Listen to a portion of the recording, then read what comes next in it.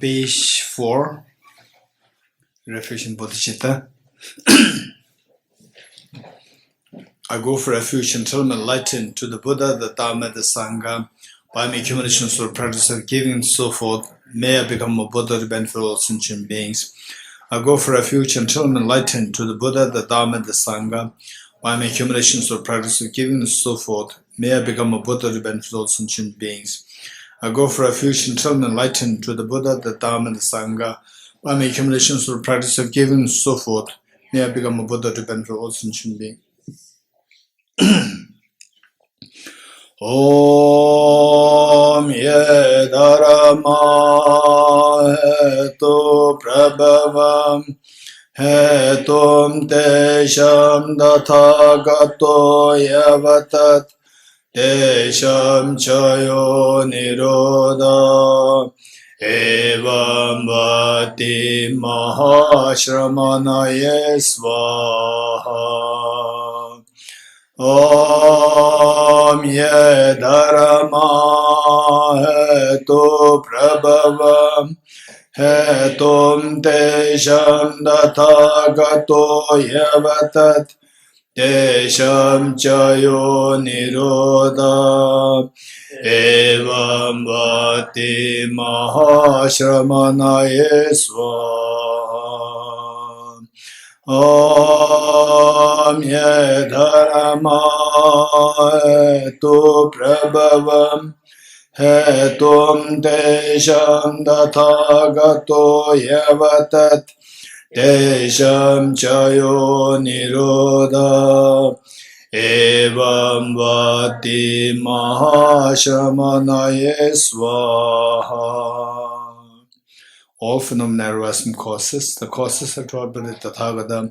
The cessation causes is what is taught by the great seer.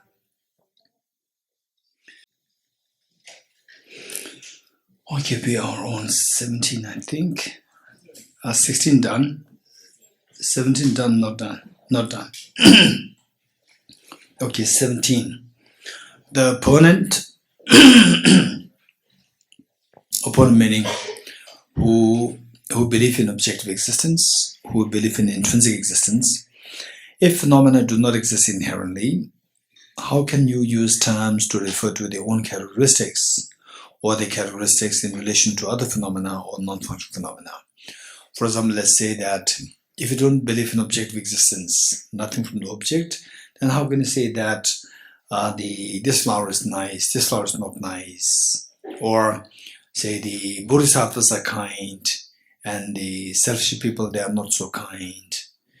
Or samsara is to be rejected and nirvana is to be adopted. How would you demarcate? How would you then distinguish between these characteristics if there's nothing really from the object, if it's purely coming from your mind? Well, how do you defend it? This is a very serious question.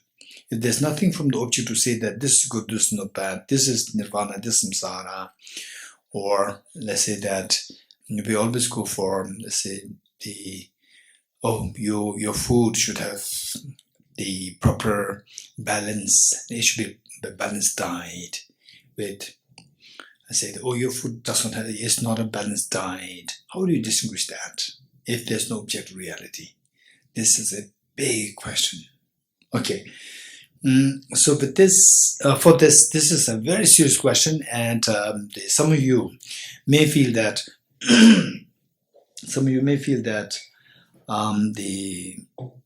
objectively nothing's there, but subjectively everything's there. You may feel like that when you actually meditate on this.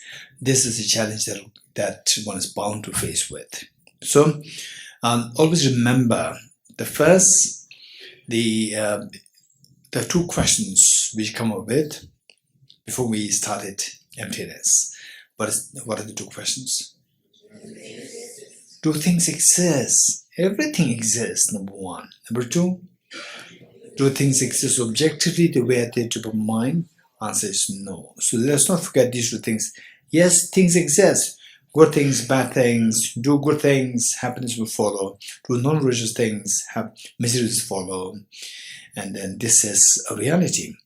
So in support of this, Let us also remember what Arya Nagarjuna taught in the Bodhicitta Vivarana, the text Bodhicitta Vivarana, a commentary on Bodhicitta. And Tejala, can you identify that? Let's say there is there's one section which we're going to read from this afternoon, the extracts on emptiness and dependent origination, meditation on emptiness and independent origination, towards the end.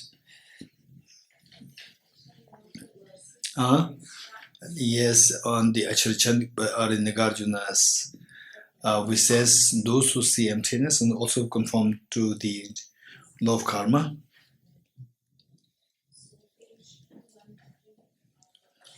Two, 1, 3.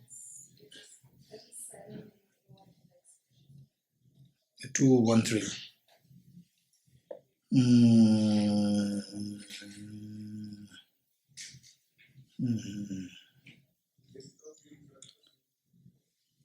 Okay, so in my book is on 212. 212. That is just the citation of the verse. 218 in the other books, and the whole the composition is Bodhicitta Vivarana. It is, where is that? 149. Okay, 149. Okay, in my case it is 147. Commentary on the awakening mind. It is there, and 149. Maybe the stanzas there. The verse 18. Verse 88. Okay. Okay. Yes, the minor one is on page 159. Page 159, verse 88. This is the same stanza.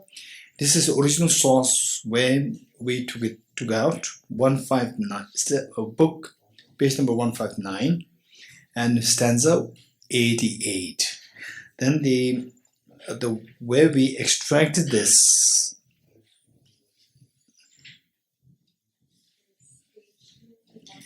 (212) in my case. Okay, 218 and 21. So it may be a little confusing for us. So the best thing is go to 159 and minor one is 159, which is stanza 88. Did you get it? 161. Okay, so this is a verse. This is very important, and this will tell us what is the mark of having understood emptiness. This is a very important point. And when we do like this, this is just a bunch of atoms. Yes, it's very simple. And then on the atomic level, there's no flower. It's very simple. It seems like emptiness is very simple. It's not simple. So simply by getting some sense that the flower appears, the flower exists through a mental projection, doesn't mean that you've understood emptiness. So the real understanding of emptiness comes when we come to realize that the emptiness and the functionality, these two are compatible. While we see things that are empty of objective existence, still you're able to conform to the law of karma. The more the respect you, the more the respect you grow in the infallibility of cause and effect, that's indication that you've understood emptiness. Where you reject true existence, that what I'm seeing is not reality. At the same time, you cannot conform to the law of karma, the law of cause and effect, cause-effect relationship, then you've not understood emptiness. This most likely it can fall into nihilism. So this is how we have to check it. And Arya Nagarjuna said that those who understand this emptiness of phenomena, yet also conform to the law of karma and end its results. This is more amazing than amazing. This is more wondrous than wondrous. Okay, this is a mark of a having understood emptiness. Simply because you get a feeling that, okay, what I'm seeing is not there. What I'm seeing is just mental projection from the object. It's all empty. So even if you get it, this is not the true understanding of emptiness, but this is a good start. Good start. We have to keep following. Finally, when I come to say that, yes, the functionality is possible because things are empty of objective existence. functionality is possible only because things are empty of objective existence. When that comes to you, you have really understood emptiness. Okay. So whereas here, when one thinks that what exists should necessarily inherently exist, if this is what comes to your mind, when somebody rejects inherent existence or objective existence, you get a feeling as though like everything is imagination. If everything is imagination, then the cause effect becomes chaotic. Then the infallibility of a cause and effect cannot be accounted for. The functionality of the world cannot be accounted for. Okay. Stanza 17. The opponents. If phenomena do not exist inherently, how can you use the terms to refer to their own characteristics or the characteristics in relations to the phenomena or non-functional phenomena, such as this is good, this is not good, you have to do good, don't engage in non-virtuous actions, engage in virtuous actions, and sometimes take rest, don't be overly enthusiastic, and have patience. These would make no sense. This is the opponent's view if things don't exist objectively. Response by Nagarjuna. Although phenomena lack inherent existence, still we can use terms like own characteristics, meaning the flower has the characteristic of being beautiful, characteristic to offer to bodhisattvas, and the food has the characteristic to fulfill your hunger, to remove your hunger, and the heating system has the characteristic to give you heat when you are feeling cold, and the cooling system, they have the capacity characteristic to give you cool when you are under the scorching sun, and so forth. All these characteristics hold true. And non-functional phenomena, this we're going to discuss a little later. Non-functional phenomena, for although these are unfindable upon analysis, unfindable upon ultimate analysis, still, like the objects of a dream, they appear to have existence to ordinary perception. Still, they infallibly operate. Appear to have existence to ordinary perception. So the way they exist and the way they appear are different. The way they exist is lacking true existence. The way they appear to us is like having a true existence. And these conventional existences are called distortions because there's a discrepancy between the appearance and the reality. These are known as the distortions or the deceptions or deceptive objects or conventional phenomena existing by the power of your conventions. Next, 18. Hinayanist meaning those people who adhere to the philosophy of Vaibhashika and Sautrantika. Those who adhere to the philosophy of Vaibhashika and Sautrantika, what they say is that if phenomena are devoid of inherent existence, then they will be completely non-existent like the horns of a rabbit. For them, if the existent and objective existence, these two are synonymous.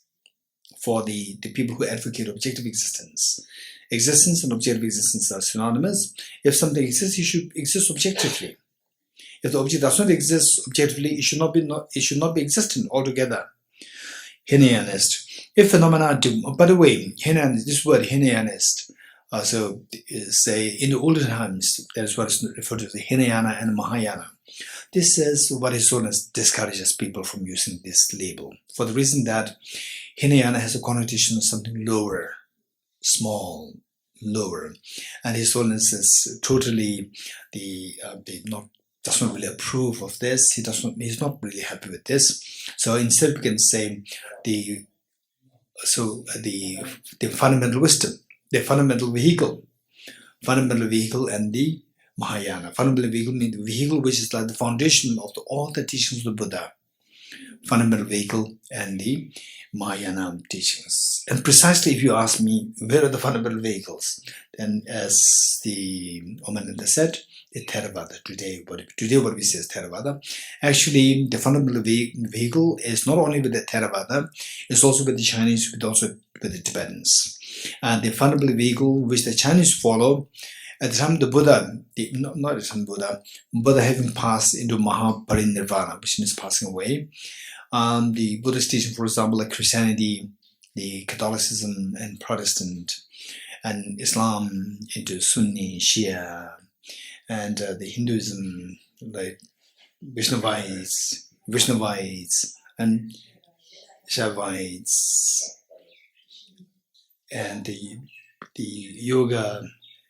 yoga tradition, the main tradition. So this is the human psychology, where one tradition is there, and even in this there is Indrajitism, and what is the other one is?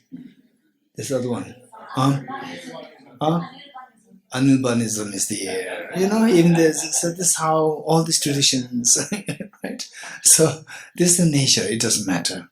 So the point is that in the almost like after the passing away, the Buddha's Mahaparinirvana, the Buddhist teachings, basic the framework of Buddhist teachings get divided into 18 divisions, known as the 18 Shravakas, not 18 Vaibhashikas, 18 divisions.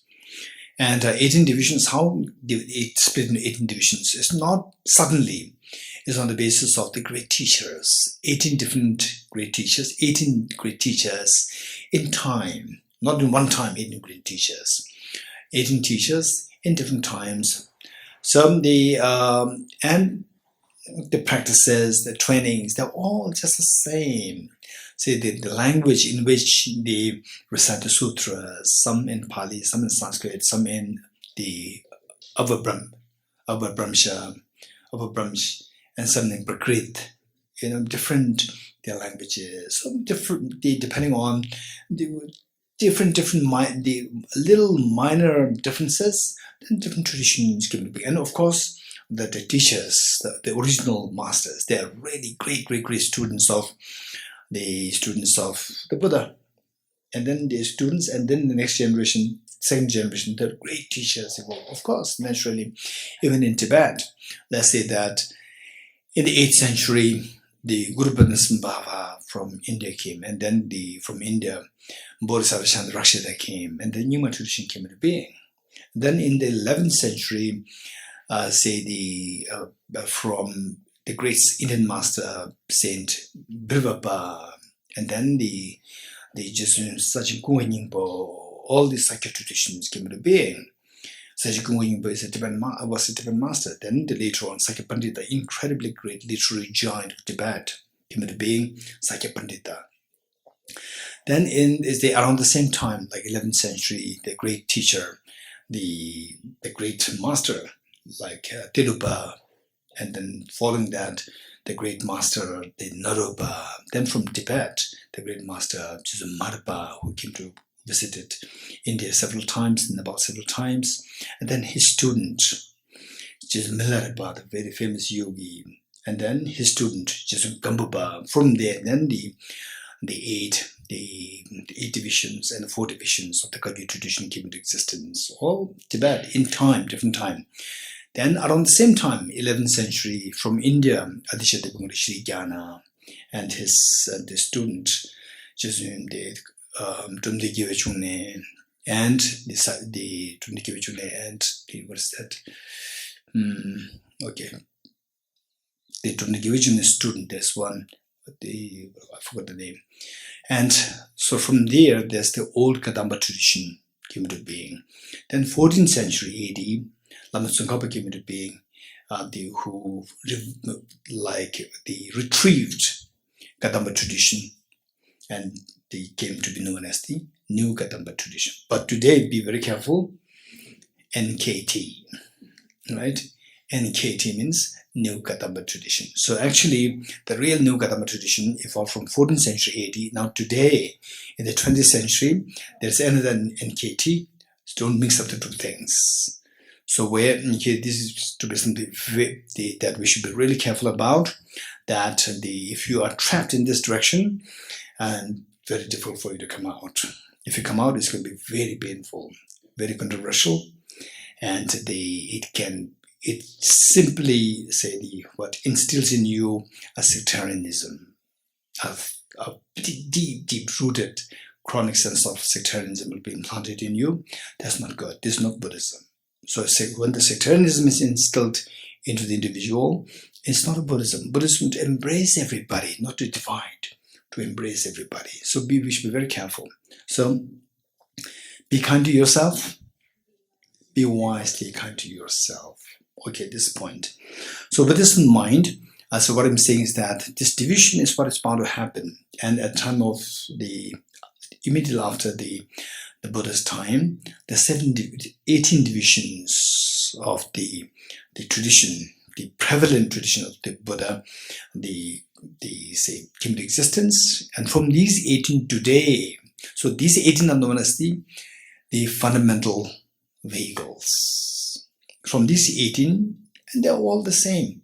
Except for the minor differences, all the same. All practices, all the same, just following the teachings of the Buddha. That's it.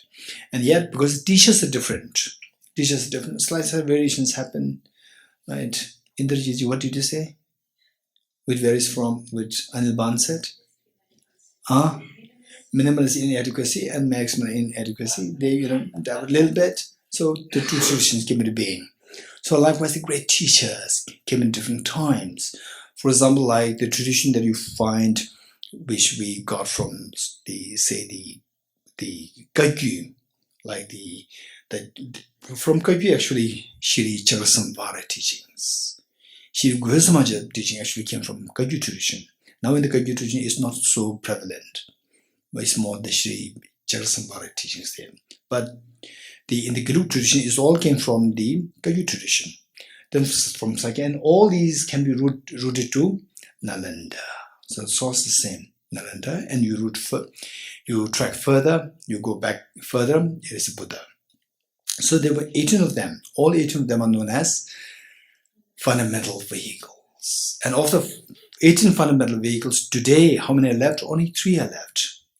Three are left.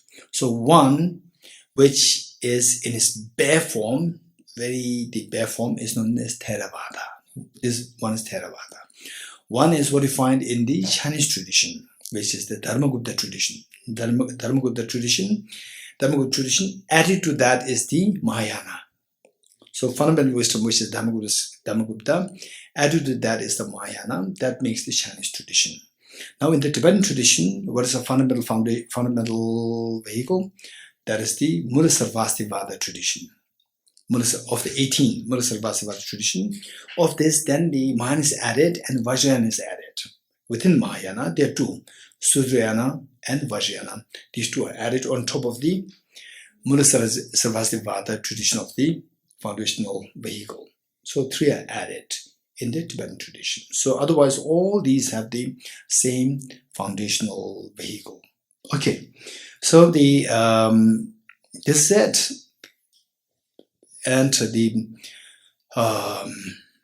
what is today referred to as the Theravada. So many people, they are actually mistaken in classifying Buddhism. They do a not a wise way of classifying Buddhism. Nowadays, even the universities, they're so prevalent. They call it the Buddhism divided into the Theravada, Mahayana, and Vajrayana. This is a total naivety. No good understanding of the real Buddhism. So let's say the best would be like Pali tradition Buddhism and the Sanskrit tradition Buddhism. This is the best way. It becomes very clean. Pali tradition Buddhism is followed in the countries following Theravada, like Sri Lanka, Burma, Thailand, Cambodia, Laos, and so forth. And the Sanskrit tradition Buddhism followed in China, Tibet, Mongolia, then and the Japan and Korea, then Vietnam, and many countries in Southeast Asia. So this is how we can this is how His Holiness classifies this is beautiful. Whereas if you really want to classify Buddhism on the basis of something about Theravada, Mahayana, and so forth, the best would be to say Theravada and Mahayana. And within Mahayana, you can divide this into Mahayana following Sutra system, Mahayana following Sutra and Tantra system, both. Tantra. Okay, Theravada tradition, Sutra system of Mahayana, and the Sutra and Vajrayana system of the Mahayana. So, 3. Okay, good. Stanza 18.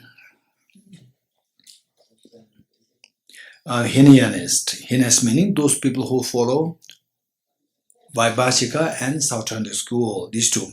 If phenomena devoid of inherent existence, then they will be completely non-existent. No inherent existence means non-existent. It is like imagination, non-existent like the horns of a rabbit. So there can be no occurrence of the arising or the cessation. Arising and ceasing is not possible if something is really non-existent. But as the Buddha has spoken about arising, but the Buddha taught the arising and ceasing. Buddha taught arising and ceasing. Buddha taught impermanence. All composite things are impermanent. Buddha taught what arises ceases. What is gathered disperses. What is accumulated exhausts. What stands will fall. What is born dies. So arising and ceasing is what the Buddha emphasizes so much. So how can I say that nothing exists? Nothing exists is intrinsically real. Nothing exists at all. Response 19. An object cannot simultaneously arise as a functional phenomenon and cease as a functional phenomenon. Okay, so now, Nagarjuna responding, an object cannot simultaneously arise as a functional phenomenon and cease as a non-functional phenomenon. Meaning, that, for example, let's say the flower, let's say 2021. 2021 arose as 2022 ceases. 2021 arose. Then the 2020, with the arising of 2022, 2021 ceases. So, say the one object arises and at a certain point it ceases. When it ceases, it becomes non-functional. When it arose, it becomes functional. When it ceases, it becomes non-functional. What is functional at one point, at another time, it becomes non-functional when it ceases. Okay, an object cannot simultaneously arise as a functional phenomena and cease when it ceases as a non-functional phenomenon simultaneously. Simultaneous meaning within one moment it arises and ceases. It doesn't happen. These two should be two different moments. Arise one moment and cease a second moment. So, or arising and ceasing, you have to say if it does exist inherently, then say arising and ceasing. Yes, the Buddha taught. This arising and ceasing happens how? Simultaneously or at two different times. Simultaneously, there's a problem. Two different times, there's a problem. So because of which, where lies the problem? Problem lies in the fact that you believe in objective existence. With objective existence, be it simultaneously there's a problem, at two different times is also a problem. So how? With the simultaneous, it contradicts the logic. Say, when you arise, simultaneously it cannot cease. So arise, abide, and then cease. And there are two different times. Two different times means these are two different entities there. Nothing, the two are not, the objective real means your subject has no role to play. If the subject has no role to play, these two exist independently. These two are connected by your mind, connected by the mind. So independent of the mind's involvement of dependency, then these two become two independent entities. If that is the case, then these two become like the sun and the moon, totally independent of each other. Say the mug and the clock. Mug breaks, the clock still remains. These two should be two independent existence, which means they are not dependent on each other. So if that is the case, then the arising should have nothing to do with this ceasing. And what arises will never cease. If what arises never ceases, then what arises should forever remain. What ceases should forever remain as non-existent. Okay, 19. Response. An object cannot simultaneously or in sequence. First, the simultaneous. Simultaneously arise as a functional phenomena and cease. Arising and ceasing cannot happen simultaneously. Cease as a non-functional phenomenon. If a non-functional phenomenon does not exist, then so if you say that no, the non-functional phenomena, say these two happen together. Together means arising and ceasing should happen together, which means arising. If the arising is there, logically ceasing doesn't make sense. Then you are in a way denying ceasing. If the ceasing is not there, then the object should forever exist. If a non-functional phenomena does not exist, then the functional phenomena cannot exist, because functional phenomena means only in respect to the non-functional. Ceasing, then the arising makes sense. Without the ceasing, arising doesn't make any sense. Because an object cannot arise in, if a non-functional phenomena does not exist, then a functional phenomena cannot exist, because an object cannot arise and endure as a functional phenomena without depending on its cessation. Only with respect to cessation, arising and enduring makes sense as the functional phenomena, or else it would exist at all times. If there's no ceasing, it should exist at all times. If a non-functional phenomena exists now, if these were different, functional first moment arise as functional, then ceases to become non-functional if the two things are different at different times, not simultaneous. If a non-functional phenomena which is different from a functional phenomena does not exist, so these two, what is rejected is that the functional phenomena existing independent of the non-functional phenomena is rejected. If the functional phenomenon is not there, non-functional makes no sense. So if these two are not there, phenomena does not exist, then it is impossible for a functional phenomena to exist. If a non-functional phenomena, which is different from a functional phenomena, does not exist, non-functional phenomena, existent, non-existence, if you say them as simultaneous, then existence. With existence, logically, non-existence doesn't make sense. So non-functional you are denying. If you deny this, then the functional phenomena doesn't make any sense. It should forever exist. 20.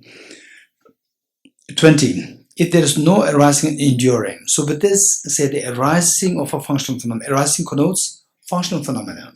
So if there's no arising and endure, if that is not there, which are functional phenomena, then there can be no disintegration. Then they say, what arises? If the arising is not there, then the ceasing. Ceasing happens only after arising. Where there's no arising, then the ceasing makes no sense. Then there can be no disintegration or cessation, which are non-functional phenomena. So the latter would be completely non-existent. The disintegration, which are non-functional phenomena, so the latter would be completely non-existent. If a phenomenon were to exist inherently, it must have either arisen from its own nature or from some other nature, but it cannot arise from its own nature. Its own nature. This is what there are traditions who believe in things existing from its own cause.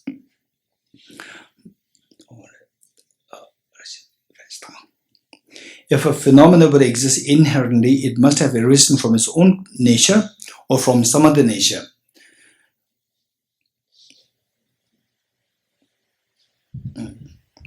What would you say? Say apple tree arises. The flower arises. Flower arises from its own cause, or from itself, or from another. What would you say?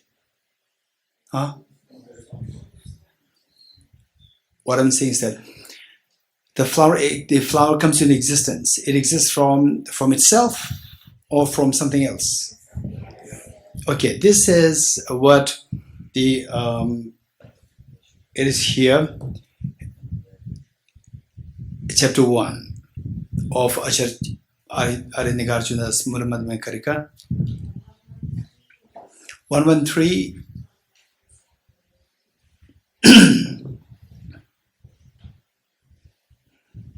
113 and others.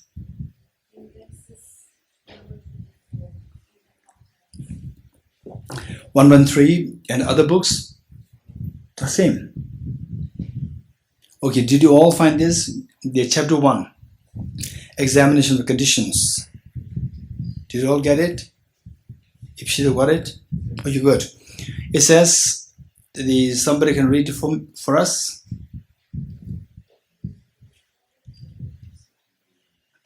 Yes, if she read it louder. Fundamental wisdom of the middle way. Chapter 1, examination of conditions. Number 1, neither from itself, nor from another, nor from both, nor without a cause, does anything whatsoever, anywhere, ever arise. Okay, so this is known as the tetralema, rejecting the four modes. Production from itself, production from another, production from both self and other, and causes production. And the tetralema can come in different forms. Say, in terms of the production, the four possibilities. For something to be produced, for something to be produced from the produced objectively, there are four possibilities. Either it is produced from itself, or produced from another, or produced from both self and other, and the fourth one is causes production. So this says, this is also a tetralema. What is in I think maybe Latin, it is referred to as the tetralema, rejecting the four possibilities. Then, for example, let's say that the flower exists. So, in the eyes of the ultimate analysis, flower is existent, it doesn't exist. If in the non-existence of the flower is not existent, not non-existent, not existence as well as non-existent, not non-existent, non-existent. So this is again a tetralema. You're getting it? Okay, let me say this again. The first one, which is here, this is the pretty simple. Neither from itself, nor from another. So what we say is that the flower comes in existence. It grows. It is produced. It is produced from its cause. This is how we conventionally accept it. It is produced from its cause. And the cause says, the cause and the flower, are these two one or these two are different? These two are different. This is how we conventionally say this. So now first let's see. So whether you agree, not agree, how say if you don't want to just jump to conclusion, I don't agree with this. Or you may ask, how is this explained? Neither from itself. The flower is not produced from itself, nor from another. So most of us will say that, yes, of course it is produced from another. The flower is produced from the seed, and the seed and flower, these two are not the same. These two are different. It's another. And not from both. Not from both meaning from itself as well as from another. Then the fourth one is not from causelessly. Not causelessly. Okay, so this is one tetralema. At least we have to know that how the tetralemas are put forth. The one is that the flower, if you say that it exists inherently, then it's rejected that the flower is, number one, is not existent. Of course it is existent. First let me put what is tetralema. The flower is not existent. Number two is, it is not non-existent. So in other words, between these two things, existent, non-existent, the first one is flower is not, reject to be existent. Then reject to be non-existent. It is not non-existent. Then number three is, it is not both. Both meaning, it is not existent as well as non-existent. Then the neither. It is not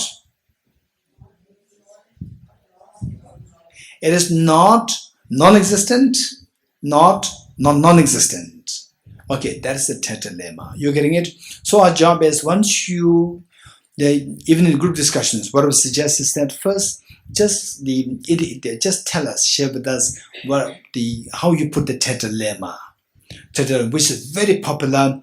Even in the Western philosophy and even the Indian classical traditions like Nyaya, then the Vedanta, like the Samkhya. So because in those days,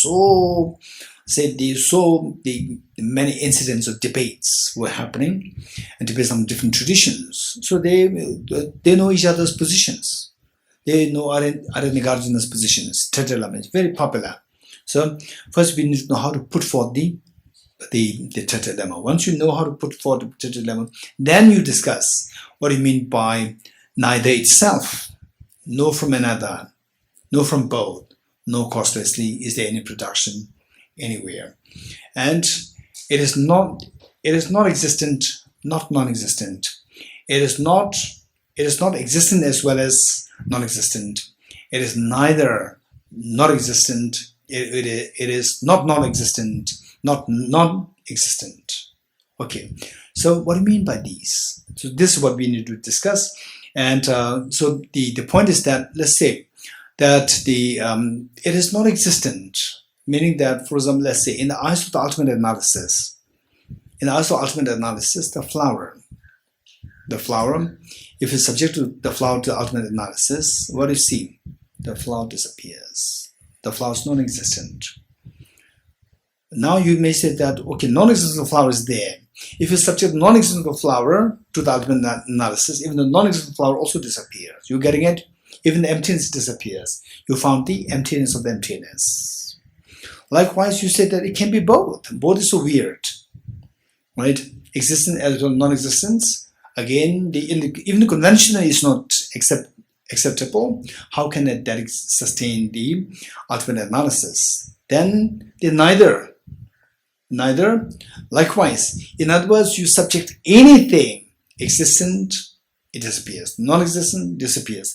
Existent, non-existence, both disappears. Not existent, not non-existent also disappears. In other words, nothing will be left there in the eyes of the ultimate analysis. You're getting it? Nothing will be left there. So what is there? What is left there in the eyes of ultimate analysis? Anyone? What are you seeing? Say you are the ultimate analysis. What are you seeing? What are you seeing? Huh?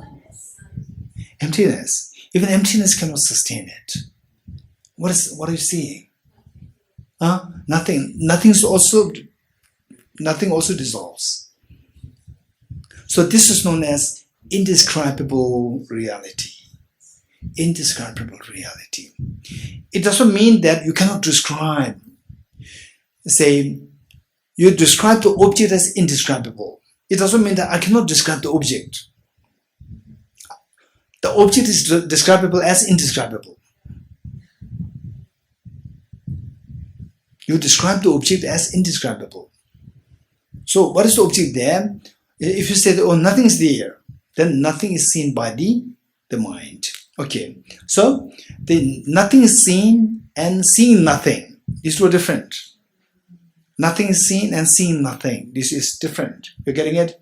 So, therefore, the Buddha taught that not seeing anything is seeing the Supreme. Not seeing anything is seeing the Supreme. It doesn't mean that you just go into coma, then you don't see anything and you see the Supreme. There's not a connotation. There's not a connotation. Not seeing anything meaning in the eyes of the ultimate analysis, everything dissolves. In the eyes of the ultimate analysis, everything dissolves. So there, in the eyes of the ultimate analysis, they say you don't see anything. That is the reality.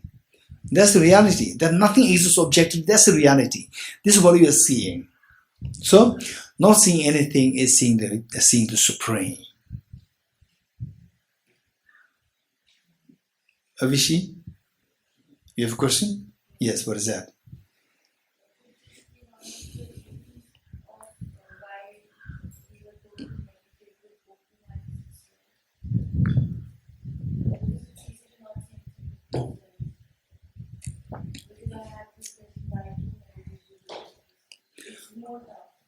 Very tough. Okay. Say in fact, with eyes closed, eyes open, it doesn't matter for this meditation. Say the greatest of the teachers, for them, even when all your sense consciousnesses, they shut down, all 5 sense consciousnesses, they shut down, they still meditate on the emptiness of objective existence. In other words, meditation is done by the mental consciousness. It has nothing to do with senses. sense consciousnesses. So with eyes open, eyes closed, eyes open, there's a great benefit. But later when you really become expert in meditation, then it's not necessary that you should keep your eyes open. When you become expert in meditation, where your mind, you gain total control over your mind rather than mind controlling you, right? So where your meditation is so good that you can control your mind in the most fine form, stability, analysis, in every respect. At that point, you can do your meditation with eyes closed, eyes open, whatever, there's no difference. Meditating on emptiness, your eyes should be neither open nor closed. So with the meditation emptiness, your eyes should be open with respect to the other people watching you. With the conventional analysis watching you, your eyes should be open. But you can also particularly say with meditation emptiness, because it's a very active state of the mind. Naturally, it's very active. So therefore, even if you keep your eyes closed, still your mind will not, in most likelihood, will not go into laxity and lethargy. Whereas for single point meditation, like observing the mind, just not movement, no movement in ways of the analysis, just observing your mind, observing the breath, observing your senses. Sense also relatively okay. But just where the active movement mind is not there, then it can easily slide into laxity. When it slides into laxity, oftentimes we are not aware of that. So you go to laxity, and then it can, you can have very strange feelings, which is totally unrelated to what you're doing. Like for sometimes seemingly very profound experiences. Then you slide down into this. Actually, you're going to laxity. You think that you are not into a lax state, but actually you are in a lax state. So this is where your eyes should be open. With open, the tendency for you to go to lax is much less. Okay. 20. If there's no arising and enduring, which are functional phenomena, then there can be no disintegration or cessation, meaning that if the arising and enduring, you cannot pass it, or in other words, in the ultimate analysis, if you cannot pass it the arising and enduring, then what follows is this disintegration or the cessation. Then you cannot pass it the cessation, because the cessation happens only after the arising and enduring. Which are non-functional phenomena. So the later would be completely non-existent, meaning the non-functional phenomena which is cessation, should be completely non-existent. If a phenomena were to exist inherently, it must have arisen from its own nature. Okay, this is what we are doing. From its own nature or from some other nature. Own nature is relatively easier to be rejected, but not that too easy. Because there are philosophical traditions who believe that things arise from itself. Say, one we discussed earlier, for example, the apple tree.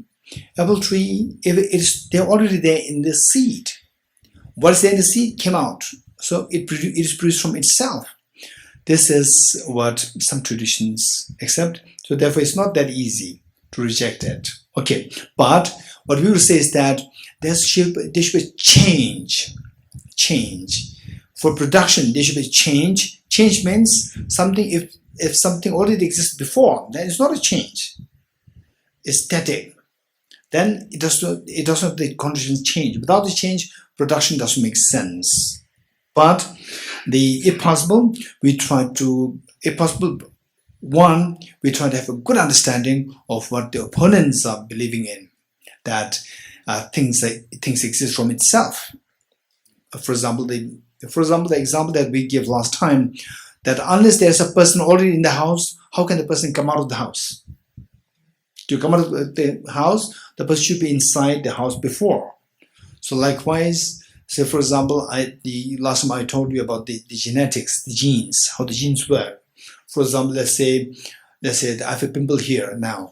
Let's say, right, I have a pimple here. Is already, let's say, pimple at the age of 55, right? That will already fix in the gene. At the age of 55, if you don't eat food well, or if you eat the wrong food, then by this date, you'll have a pimple here. Or it's fixed there, right?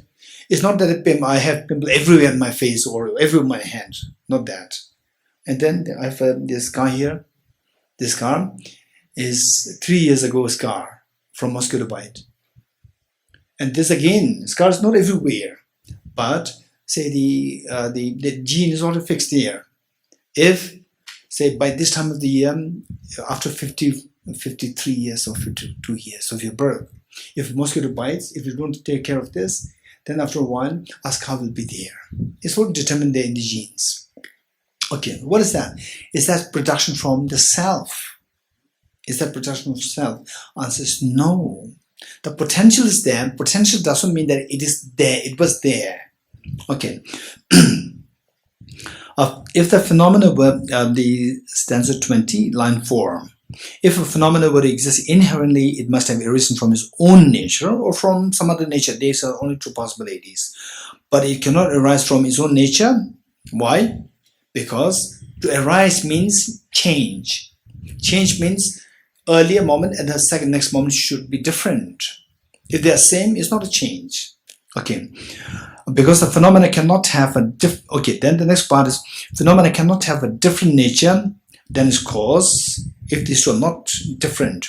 So it cannot arise from it cannot arise from some other nature which has inherent existence. So it is said that say in the first place. So this is where the flower and its seeds. Flower and seeds, if you say that flower is already in the seed, this is also because of what? Because of the belief that this is objective reality. This is all rejecting the objective reality. From objectively, say you believe that the flower is already in the seed. Some traditions are there. Some traditions, there's Samkhya, to be very precise. Samkhya is the tradition who believe that the flower is already there in the seed and believing that it exists objectively in the seed. And the seed is there, so objectively there. In it, the flower is already there. So when you see that, even the seed is just a bunch of atoms, there's no seed there from the object, not there. And and also the second reason that we said is that if it is already there in the seed, then it is not production. Production means something which is non-existent should be brought to existence. So therefore we see that the production is not possible. If it is already there, it makes no sense. Now, if it is not from itself, if the object is not there from the object there, then the other makes no sense. To say that the object is other, flower and the seed, these two are other, there should be something, there's a seed before. And objectively, we have already rejected the existence of the seed, existence of the cause. So, where the object is not there as a cause, then its result cannot come to being. In other words, to make it very simple, is like, say, the seed, subject to ultimate analysis, the seed is not there.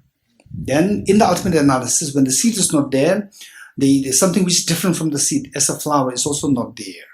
You're getting it? In the ultimate analysis. So, what do you see? But we do see a flower there. It's just coming from your mind. If you disregard your mental contribution, if you disregard the subjective contribution, then the flower doesn't exist in the eyes of the ultimate analysis. If you disregard the subjective input, then it should exist purely objectively. If it does exist, then it should be seen by the ultimate analysis. Okay, so if you do like this would be one thing. The next would be that the cause and effect, these two are mutually dependent. Mutually dependent. So because mutually dependent, when you see that there's no independent cause, then they're dependent. Dependent means there's no independent cause, there's no objective self. So if the subjective mind does not have any role, then the mutuality to dependency cannot be part. Where there is dependency involved, there's a mind involved. This is so important. Where there's dependency involved, mind is involved. Although the lower schools like Chittamatra, Vaibhashika, Sautrantika, they believe that dependency is there, cause-effect dependency is there, results dependence on the causes is there, but the mind is not necessarily involved. So so this way we study holistically. You study holistically, and at one point you will come to realize that if there is no, they say, the contribution from the mind, then how does the cause give rise to the result? The seed, how does it change into the flower? When try to explain this, how does the flower comes into being from the seed? If you really try, yes, it happens. So therefore, it says that the science. One of my very good physicists, scientist, the friend, he said that science explains how. It does not explain why. Science explains how. Okay, let's say the flower, you plant the seed and the flower comes into being. How? That is explained because you expose this to the soil, water, then the sunlight, then the photosynthesis happens, right? Why it happens is not explained by science. Why it happens is not explained by science. Just this happening, this is what is happening, and then the flower is given rise to. This is what happens. This is what the science explains, not why. Okay. The stanza 20, the fourth last line. Because of that, a functional phenomena cannot exist inherently, and because a functional phenomena cannot exist inherently, so a non-functional phenomena cannot exist inherently. Meaning that functional phenomena meaning arising of the functional phenomena. When it ceases, it becomes non-functional. So if the functional phenomena cannot be posited as objectively real, then what follows that is the non-functional. It ceases. The cessation cannot be posited. 21. If a phenomenon would exist inherently, it should be permanent. Okay, so this is what we discussed earlier. If something would exist objectively and independently or inherently, then it should not be dependent on the mind. It should not be dependent. If it is not dependent, what exists should forever exist. What does not exist should forever be non-existent. If a phenomenon would exist inherently, it should be permanent, meaning it should exist forever. If a phenomenon were to disintegrate completely, then you must accept the annihilationist view, which means that if it's non-existent, it should be non-existent at all, altogether. You're getting it? Okay, so this is the view of the annihilationist. If a phenomenon would exist inherently, it would either exist permanently or else undergo complete disintegration, complete annihilation. It cannot occur in a way in between, in a way which is different from these two. Therefore, one should not assert that a phenomenon has inherent existence. Okay, in this connection, I think we'll take a few seconds to explain the question about the composite, non-composite, whether the past and whole is applicable and so forth. Composite, non-composite. This is a very important point. What we are discussing here will make, say, the Buddha remained silent for 49 days without giving teachings. And the reason why this is so is that to see that nothing is so objective, this is very difficult. And finally, at the insistent request coming from Indra and Brahma, Buddha finally decided to give the teachings. So how did he give the teachings? It's in the form of the steps, 4 steps. What are the 4 steps? Vaibhashika, Sautrantika, Chedamatra, Madhyamika, 4 steps, 4 philosophical schools, progressively becoming subtler. And particularly, these steps, the purpose is for the people to eventually understand that nothing exists objectively. Everything is coming from the subject.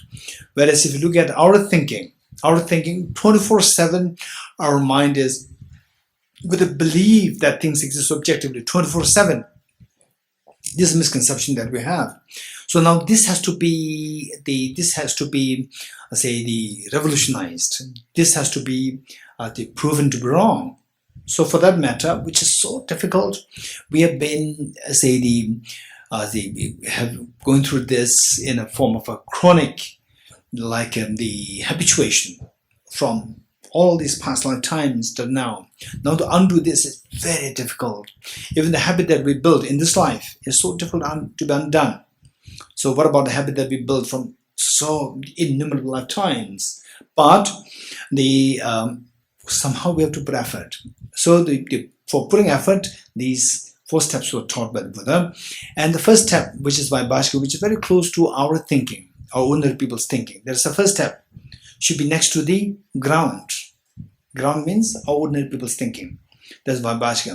From Vaibhashika, then we go to the South Atlantic School.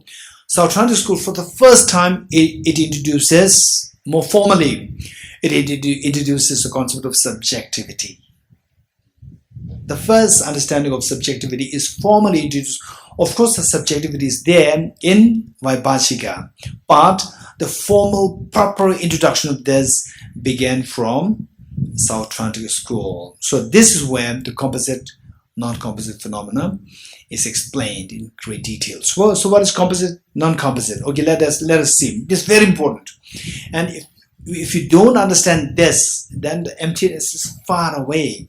We may talk about emptiness all the time, and then the real understanding will never come. So this first, that at least we should be a little, impressed by composite. Wow, that's amazing. Even this is amazing. Composite, non-composite phenomena. And then once you understand this, let's see the 3 levels of dependent origination. Which of the 3 are applicable to the non-composite? To the composite, all 3 are applicable, but to non-composite, only the 2nd and 3rd are applicable. Okay, quickly. Okay, first let's see that. Okay, pick up 1 thing or 2 things or 2 things or 3 things, or whatever in front of you, and show that to me. 1, 2, 3, whatever you have. Okay. Okay, let's say Sunamla. How many things did you pick up? 1. Okay, how many all of you look at Sunamla? Okay, do you agree with what Sunamla said? Sunamla said that I picked only 1 thing. Is it true? Is it correct? Good. Okay, be sympathetic to me. Don't make complicated, right? Don't be philosophers. Okay, Sunamla, pick that up. Okay, 1. Okay, let's say the Raviji. How many things do you have? 3. Raise. How many agree with the Raviji, Ravila, who said that there are 3? Right? 3. Good. Okay. And so good. Right? Okay. Now what we do is Sonamla, whatever you have picked up, keep it on the table. Now raise hand. How many things are there, Sonamla? In your hand? Nothing. How many agree with Sonamla? Raise hands. Very good. Okay, nothing's there. Do you agree with me? Sonamla, keep your hands like this. This may be better. Okay. Do you agree with me that there's the pen on in his palm? No. No pen is there on his palm? No pen is existent in his palm? Something exists? No pen exists. Okay. So we see that something is there, no pen. Absence of pen is existent. You're getting? Absence of pen is existent. You're getting it? Okay. But we said that nothing is there. It's not true. Something is there. Right? So what did you do? What did you say? Why did you say that nothing's there? While something is there. Absence of pen is there. Okay. When you go through this, then how would you resolve this problem? You said earlier nothing's there. You said that I agree with Sunla. And now you said something is there, absence of the pen is there. How do you resolve this problem? Anybody? Yes? The absence is an object. The absence of the pen is object. No, I do not ask whether objectively something is there. I just ask, is there something in your hand? Right? Gentleman over there?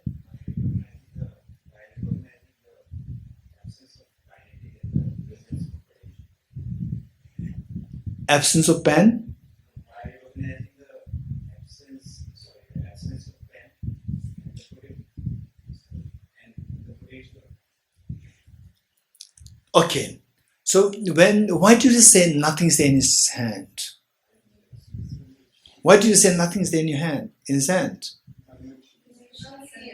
Huh? Huh? No. First, if you go to a shop, if you show the wallet and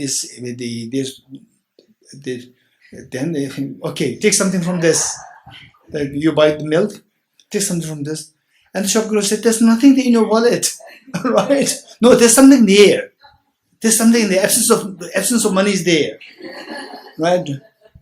He will say that, "Please, I don't have time. Please go to mental hospital."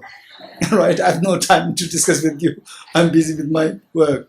Okay. So why do you say nothing is there? Huh?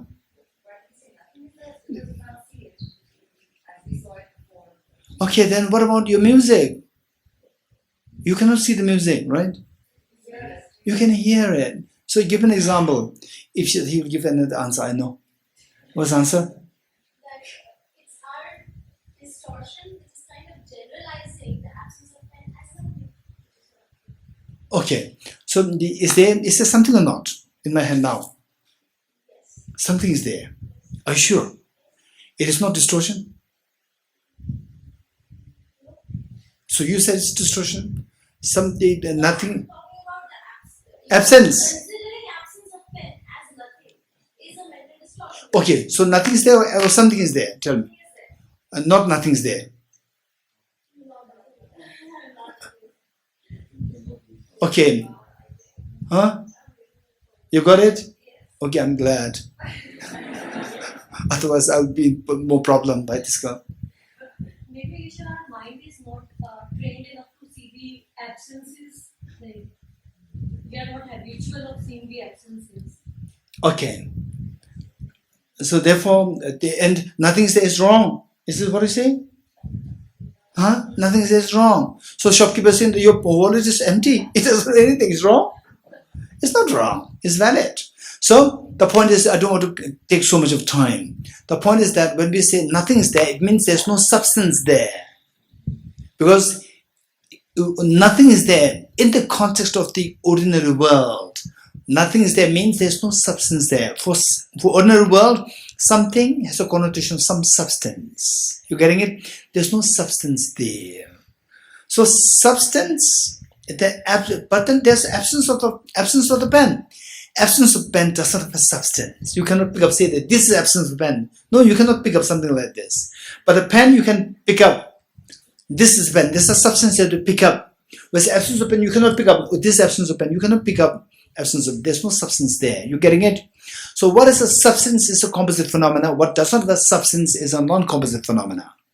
Composite of substance. Composite of the non-composite without substance. You're getting it? As simple as that. So okay, now this is not the full story. You're getting it? What is substance is composite phenomena. What does not have a substance is a non-composite phenomena. Yet it should be existent. Listen. What is substance is existent, that is easy for us.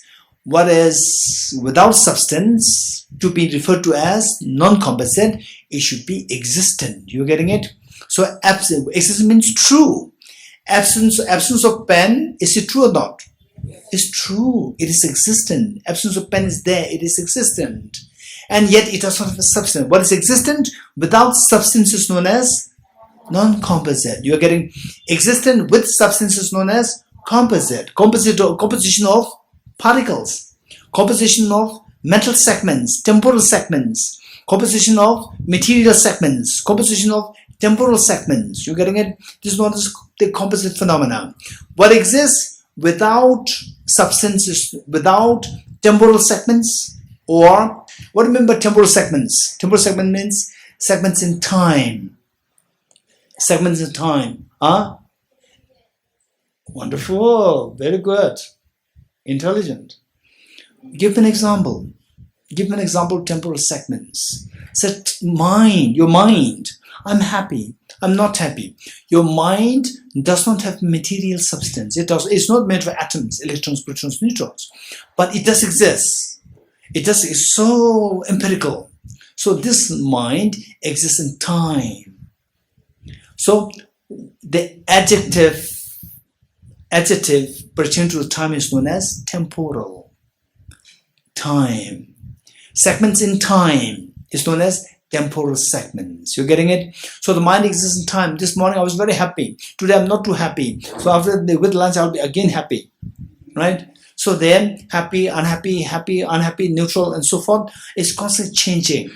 So it flows in time. Although it does not have a special dimension in direction, but it has dimension in time. So today's mind is made of 24 segments because today has 24 hours. First hour mind, second hour mind, third hour mind. First hour mind has 60 temporal segments. First minute mind, second minute mind, third minute mind. First minute mind has 60 segments. First second mind, second mind, third second mind, so forth. So the mind does not have special direction or special parts, special meaning, parts in space. But the mind does have parts in time, temporal parts. Okay, so they say those things which exist but without any substance as the temporal segments or the special segments, special components, special parts and temporal parts, these are known as the non-composite phenomena. Existent but without substance. Substance in terms of the parts, the special and temporal parts. Without that is known as non-composite phenomena. You're getting it? For example, absence of the pen, absence of objective existence, emptiness of objective existence. In other words, all absences are non-composite phenomena, including emptiness. Sorry? Good question. Mental thought is involved. For example, let's say, oh, I'm hallucinating, right? Okay, let's say I'm hallucinating. Oh, there's a tiger here. So it involves the mental thought of a tiger in front of you. So when you say mental thought, what we discussed earlier, concept has two connotations. Concept in the form of object, concept in the form of subject. When you say thought of a tiger in a place where there's no tiger. That is the object which is totally non-existent. Now thought in terms of the subject, which thinks of the tiger in a non-existent, the place where there's no tiger. So that mind exists as a subject that exists in time. But the object of this, what it thinks, it does not exist in time. It's totally non-existent. But the absence of tiger in this house, this is real. It's true. Because it's true, it exists. Yet it does not have a substance. So therefore it is non-composite phenomena. You're getting it? Okay. So now, yes. Say it again. Music is a phenomena which is cognized by your valid ear sense consciousness. Music also has the dimensional parts, the parts in space. Music also has. For example, like what is that? I don't know the technical terms. Okay. Let's say some people who are into music. Let's say that music. Sometimes there's only one the monologue. Say just one music. No. Say there are two speakers there. Stereo, yes.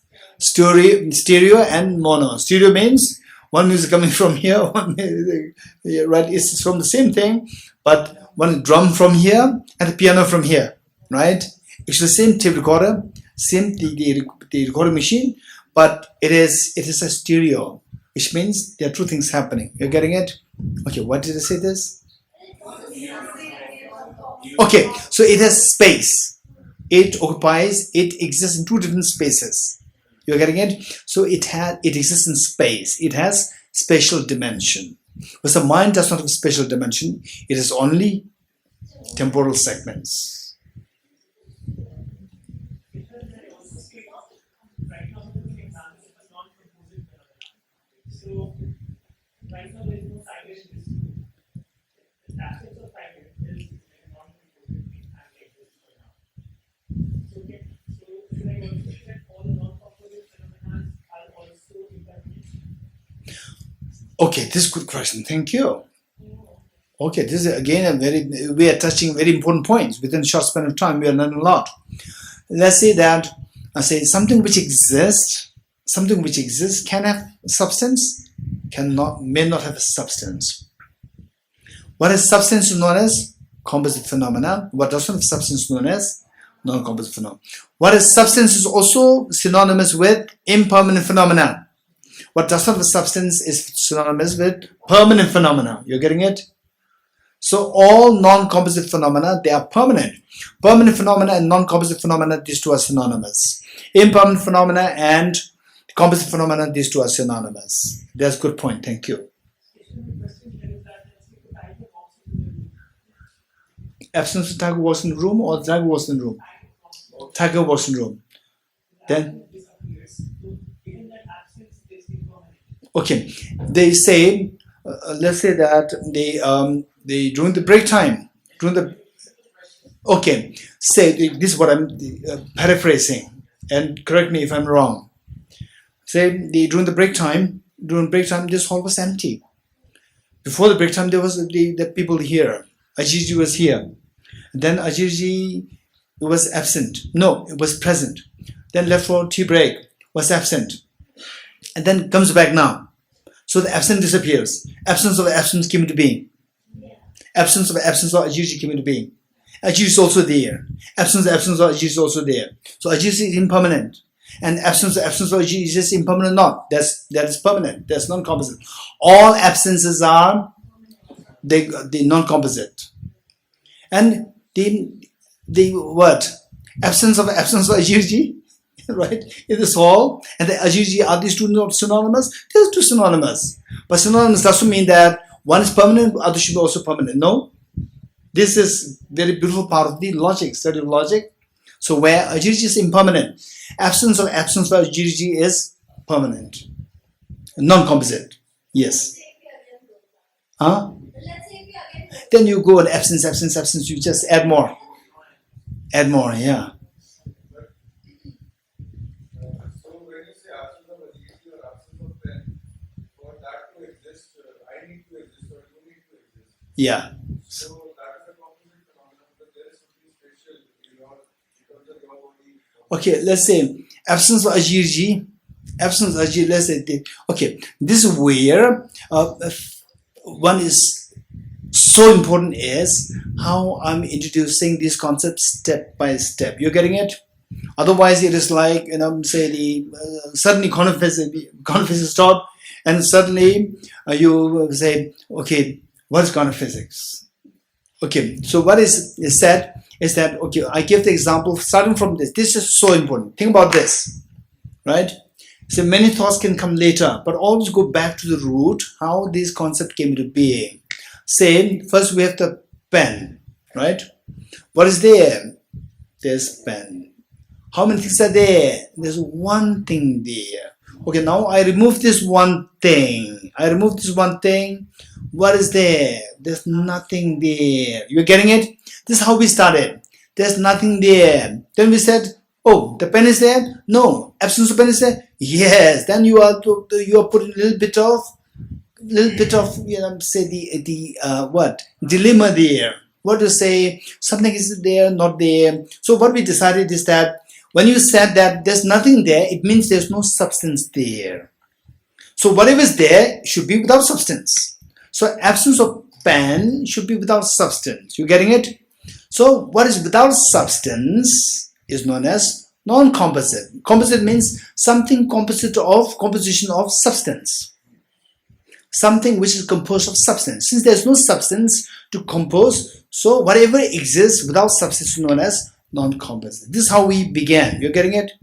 begin. So with this, absence of any absences should be understood in the context of without substance. So it should be existent without substance is known as non-composite. This is how we have to go.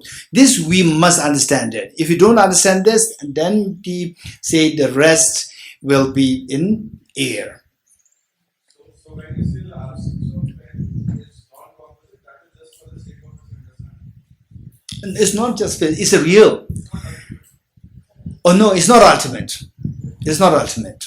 It's still a conventional truth. I think the teacher marking the student who has not come to class today as present. Yes. Then That is an example of the showing that the absence is real. okay. So the a student is missing, right? Student remains the same. No, in the morning prayers, Let's see the people are missing. yeah, Then you say that this is absent, absent. right? Person A is absent, right? Okay, so marking as absent. So absent is real. Absence is real. Yes. Okay, still not finished. So still not finished. Let me finish this first. Okay. So what we said is that the what non-composite phenomena. Now you are introduced to non-composite phenomena. Non-composite phenomena is a permanent phenomena.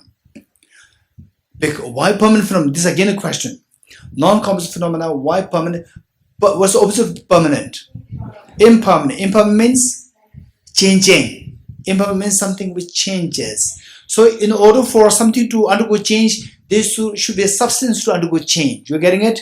For example, if there's a cheesecake, you keep it for 20 days. The first day is very fresh. Then it keeps changing. You're getting it? So there's a substance there to undergo change. So impermanent means impermanent connotes something there where there's a substance there.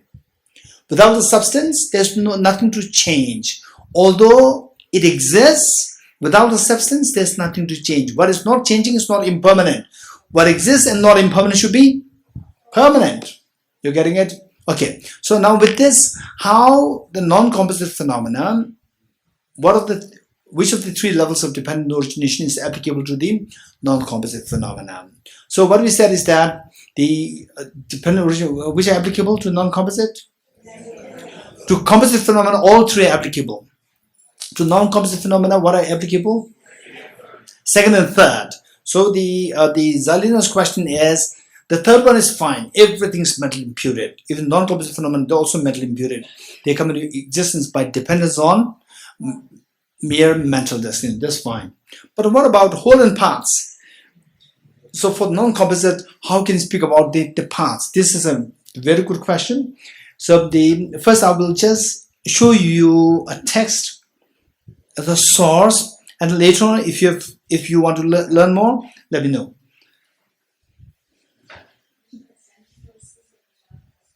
No. Ultimate reality. Okay, if you look at the table of contents, there is something known as the title, Ultimate Reality in Madhyamika Philosophy.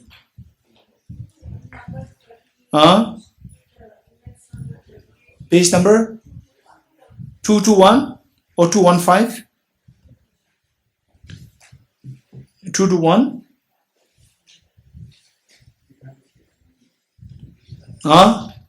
Okay, first let me finish this, then I will get back to you. Okay, 221, and in some cases it's 215. Ultimate reality in Madhyamika philosophy. So why I'm bringing this? Anybody? Do you remember? How for the non-composite phenomena? This question Zalina asked. How for the non-composite phenomena of the three levels of dependent origination, the second is applicable. The second one, which is dependent origination of the wholes, dependence of the parts. The parts is applicable to the non-composite phenomena. Okay, so let's see. Okay, if you look at the next page of the same composition, next page, do you see that? Do you see a paragraph which reads, through this understanding, Do you see that, Zalina? Do you see that? Through this understanding, one refutes the true existence with respect to non-functional object as well. Meaning, earlier, functional phenomena or composite phenomena, functional phenomena used to the same. How the functional phenomena, composite phenomena, they are rejected to be truly real. That is all rejected. Then now is non-functional phenomena or non-composite phenomena is going to be rejected as object real. It says as well means something is rejected already. Using similar reasoning, how? Even in the case of non-composite space, you're getting it? Non-composite phenomena. Non-composite space, we have to accept that there are some forms which it pervades and not to others.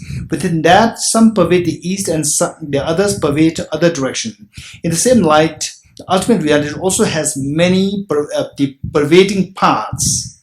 So if non-composite phenomena, ultimate reality is also absence of true existence, which is also non-composite phenomena. So non-composite phenomena, they also have parts, also has many pervading parts, and has many parts in the sense of being object of realization of various temporal moments of the mind. This likewise can be extended to other the non-composite objects. Okay, so what is said here is that the space, when I speak of the space is a non-composite phenomena, non-composite space. So space, non-composite space of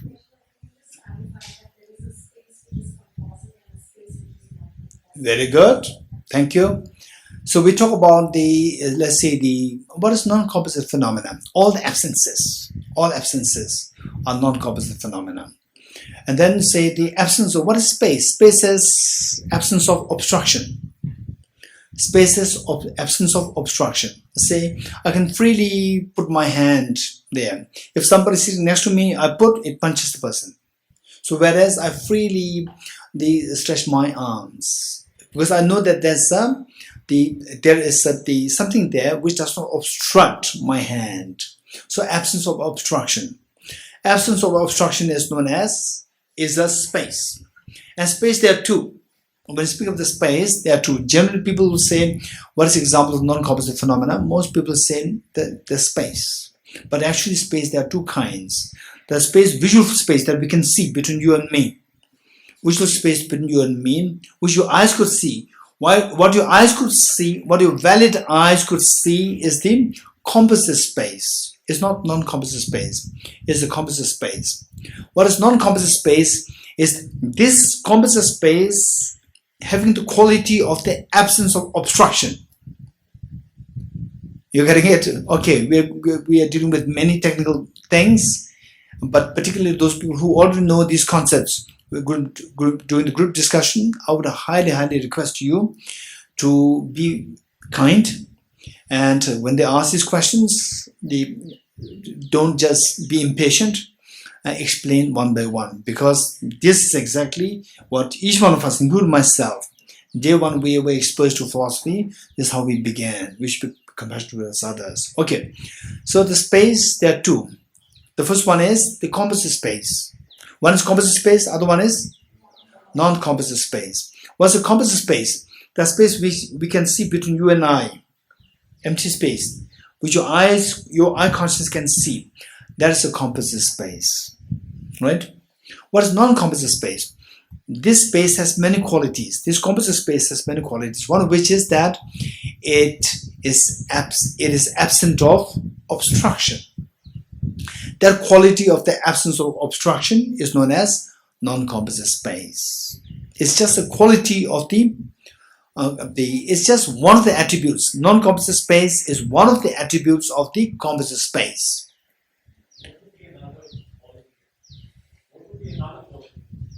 Okay, so this space exists. Existence is another quality, and this space is composite. The composition is again another quality, and this space exists in time, is again another quality. It has numerous qualities. Yes, over there.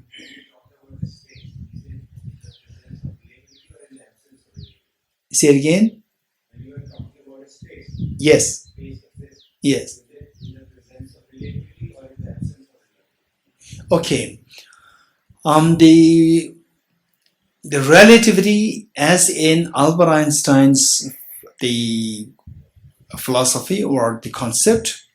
So that space that Albert Einstein is talking about is the visual space. He's not talking about the non-composite space. He's talking about the visual space, which is the composite space, only in relative terms. In his understanding of relativity and our Nagarjuna's understanding of relativity, they can overlap. They are not contradictory. They can overlap, but they are not synonymous. Which means for Albert Einstein, the relativity of time, relativity of space. So the theory of relativity, that is the one understanding of the relativity in the context of Nagarjuna's understanding of relativity. Nagarjuna's understanding of relativity is applicable to all phenomena, composite, non-composite, both. But Nagarjuna's, Albert Einstein's relativity is applicable only to the space and time.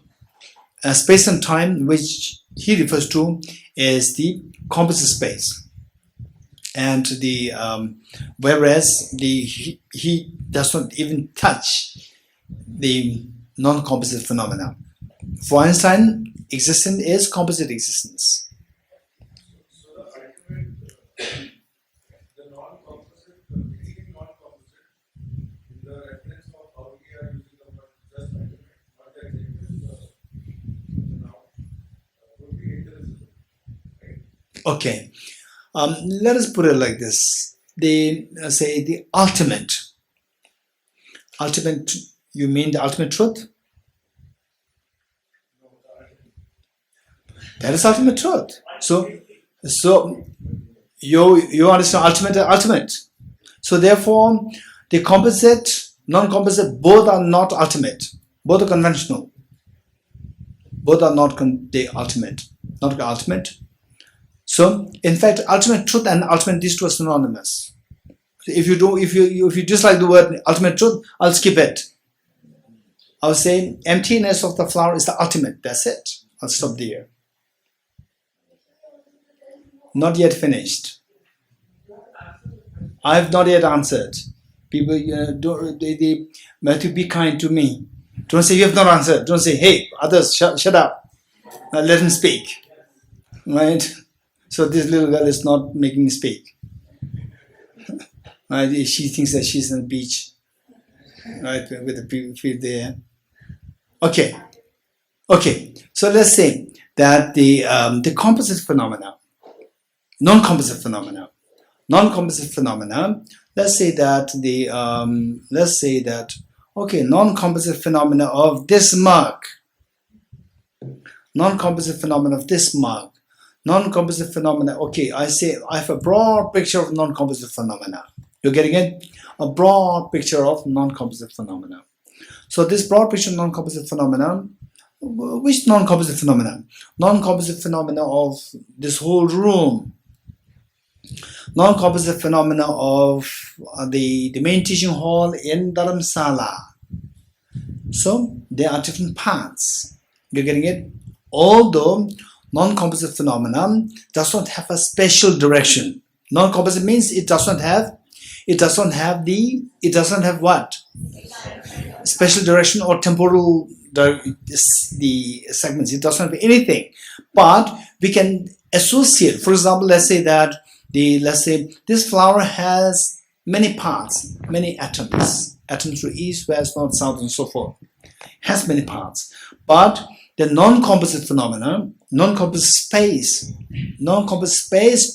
we cannot say that non-composite space on the east, west, north, south, but non-composite space of the composite space of the mug, non-composite space of the composite space of the whole room. So we can associate this with something else, with the composite phenomena. So that way we see that they are not identical, they are different. Because they are different, what is different? What is different? We call it as the parts with respect to the whole. So even for non-composite, we can speak of the parts, not in parts in ways like the book is made of the papers, the sheets as the parts. Not in that sense, but in sense of how that non-composite space is attached with the the composite space of this particular object, not the composite phenomena of that object. So that way we talk about the parts in that sense. Yes. And what would be visualized as the parts of the emptiness of the emptiness? Okay, that's interesting. Emptiness of emptiness.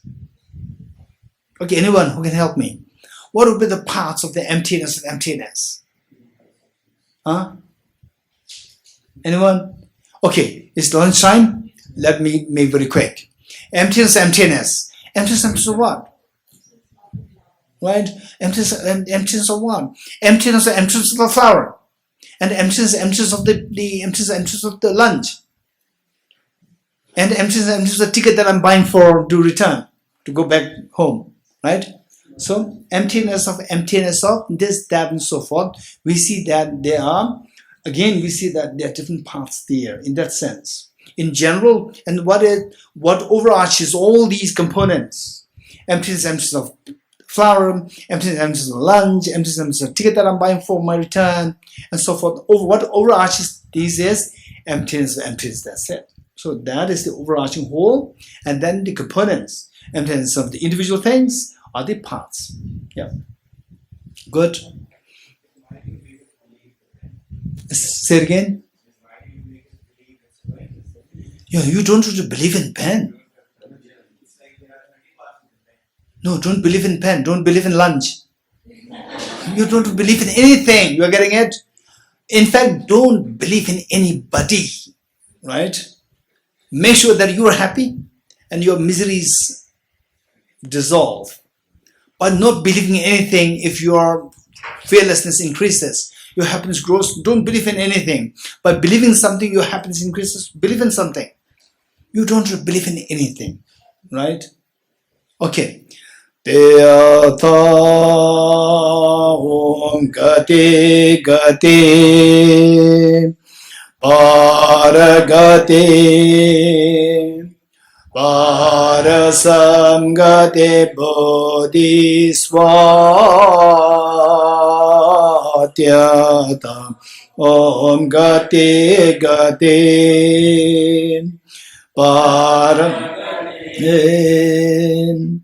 parasamgate bodhisvatyata om